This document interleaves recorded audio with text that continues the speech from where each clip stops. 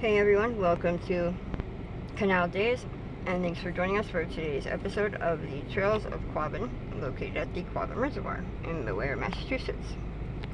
I'm your host, Carrie, here with my co-host, founder of Historical Tours of Greater Holyoke, Robert Comu.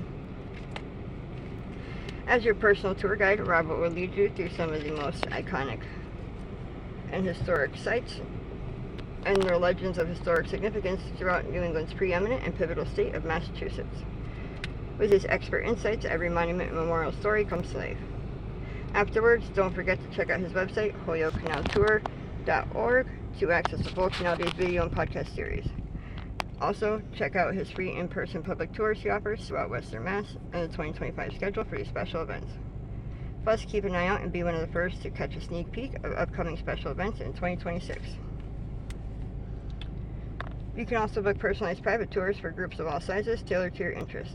To discover all that and much more, remember to log on to holyokecanaltour.org. So, Robert, can you name some of the trails throughout Quabbin for us?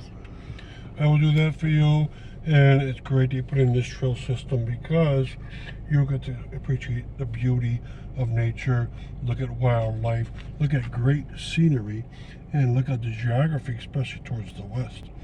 But there's the Bald Mountain Hill Trail, the East Gate Trail, the Goodnow Dyke Vista Trail, the Old Stone Trail, the Shoreline Infield Lookout Trail, Spillway Trail, Tower Trail, Visitor Center Loop Trail, and the Webster Road. And each of them about a mile to a mile and a half long. They're all packed dirt along the way, but you get to see along the way what I just told you, birch trees and elm trees, so forth and so on. Lots of wonderful nature to see. So I'm going to bring you mostly on one, but I'll point out another one. And a lot of these are joined together. They're very easy to find. This one leads to the Webster Road Trail. This is the Tower Trail. You can go up to the tower, but you can't go into the tower anymore.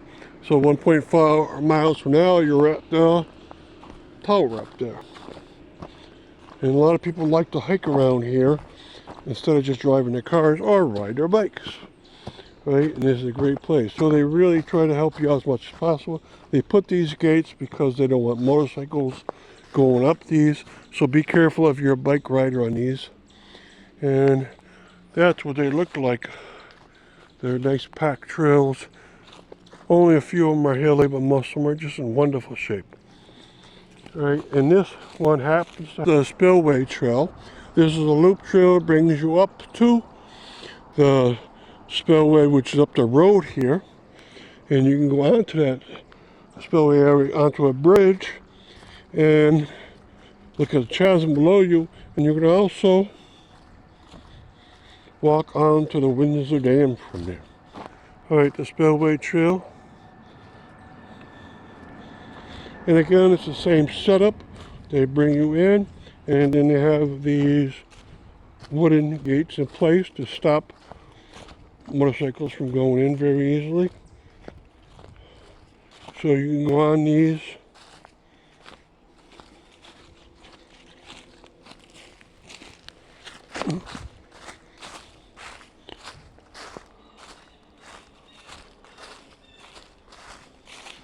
And it's a pleasant little walk. I'm not going to walk very far today. I'm just giving you a sense of what these trails are like. And do remember to watch out for ticks along the way. And this one has a great ending. Once you get to its full length, you are brought up right by the grass berm that surrounds the chasm of the spillway. Okay. So it's a wonderful place to go along. And I hope you come into these and appreciate these for what they are. They're a relaxing way to hike through the Quabbin area. And there's many miles of these. Thank you very much.